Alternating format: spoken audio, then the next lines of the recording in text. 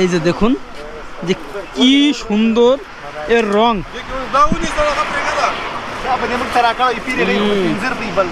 সেই মিষ্টি সুস্বাদু এবং টস টস একদম আমার মতো চেহারা। ওকে আমরা যাই, লেটস গো। টাটা।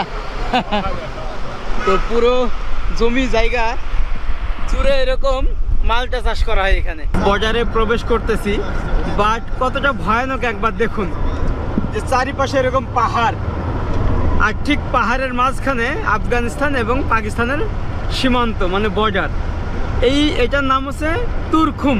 আপনি যখন পাকিস্তানের পেশোয়ারে আসবেন, সেখান থেকে আপনার 80 কিলোমিটার দূরে তুরখুম বর্ডার, একদম পাহাড়ের মাঝখানে, চারিপাশে পাহাড়, আর ঠিক মাঝখানে ইমিগ্রেশন অফিস বর্ডার। তো যাই হোক, অবশেষে আফগানিস্তান ঘুরে এখন পাকিস্তানে যাচ্ছি।